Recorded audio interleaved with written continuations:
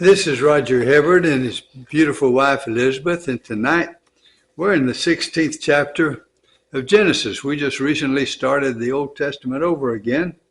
Now Sarah, Abram's wife, had borne him no children. She had a female Egyptian servant whose name was Hagar. And Sarah said to Abram, now let me tell you something right here. It's great if we follow God's covenant and do what he says and don't take matters into our own hands. But sometimes our patience wears out and we think God doesn't know what he's talking about. That's what Sarah is thinking here. And so, because later on Sarah has a child and this causes her nothing but problems. But anyway, she's wanting to take charge. So she had borne him no children. She had a female Egyptian servant whose name was Hagar. And Sarah said to Abram, behold, now the Lord has prevented me from bearing children. Go in to my servant. It may be that I shall obtain children by her. And Abram listened to her, to the voice of his wife, Sarah. So after Abraham had lived 10 years in the land of Canaan, Sarah, Abram's wife, took Hagar, the Egyptian, her servant, and gave her to Abram, her husband, as a wife.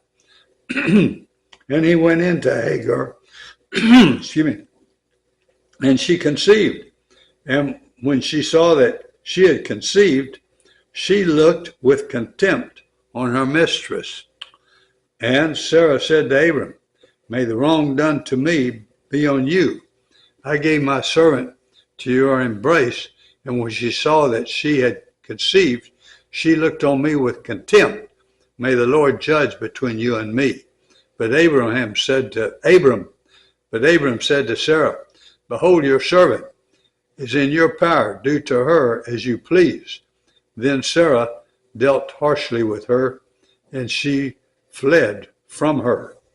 The angel of the Lord found her by a spring of water in the wilderness, the spring on the way to Shur. And he said, Hagar, servant of Sarah, where have you come from? And where are you going? She said, I am fleeing from my mistress, Sarah. The angel of the Lord said to her, return to your mistress and submit to her. The angel of the Lord also said to her, I will surely multiply your offspring so that they cannot be numbered for multitude. And the angel of the Lord said to her, behold, you are pregnant, and shall bear a son, and you shall call his name Ishmael, because the Lord has listened to your affliction. He shall be a wild donkey of a man, his hand against everyone, and everyone's hand against him, and he shall dwell over against all his kinsmen. And man, did he ever pick up a horrible religion. And they kill people thinking they're doing God's will. And I tell you, he is a donkey of a man that would do that. Our God is a loving God. Our God does not kill anybody. He doesn't want anybody to kill.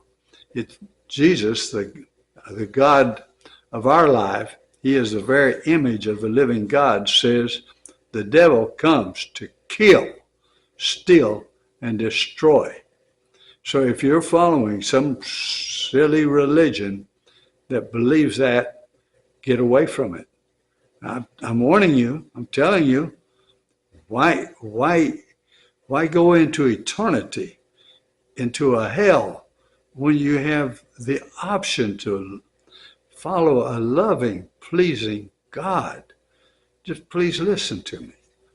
So she called the name of the Lord who spoke to her, you are a God of seeing. For she said, truly, here I have seen him who looks after me.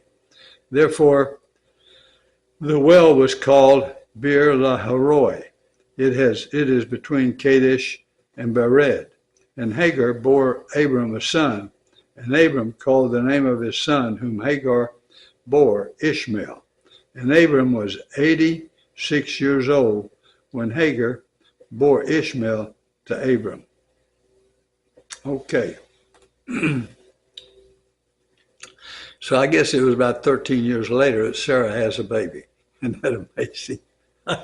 Okay. Since, boy, did she resent that. Oh, well. I mean, did she resent Hagar? But anyway, so let's be, let's be attentive to the Lord when we can, very much so. Now we're going to go to Psalms. We're in the 21st Psalm.